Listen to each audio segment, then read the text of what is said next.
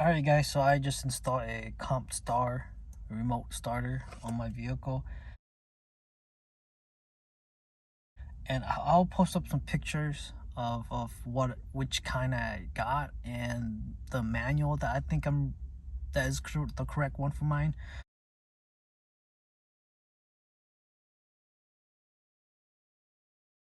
But anyways, so this is what I came up with. So I do have a four button, two-way remote. It's one of these. All right. So the way how I see it is, the way how I have it set up is, button 1 would be the lock button, button 2 would be the unlock, button 3 would be the trunk, and then button 4 would be the key button. So on the manual it says that I need to press 1 and 2, button 1 and 2 for 3 seconds, and then button 1 and 4 for another 3 seconds. Right, that will get me into option 2, and then I will have to press button 4 7 times, because according to the manual, the program for that is number 7.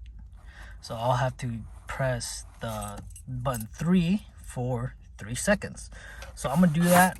I'm not gonna be able to do this outside because I don't have a tripod, but here we go.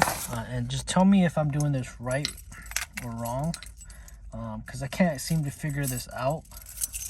Every time I do it, once I get to this part right here, it only lets me go 3 times. I can only hear the light click on 3 times, and after that it just, you'll see. So I'm gonna do,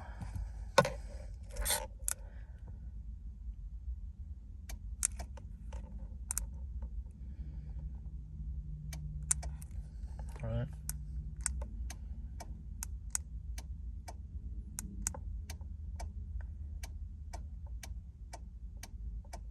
You hear that clicking? So I can only press the button 3 times, and then it's gonna start, clicking by itself. It start flashing by itself. So I can never get to number 7 in the program. So if any one of you guys have any ideas on how to program the runtime, let me know. Thank you.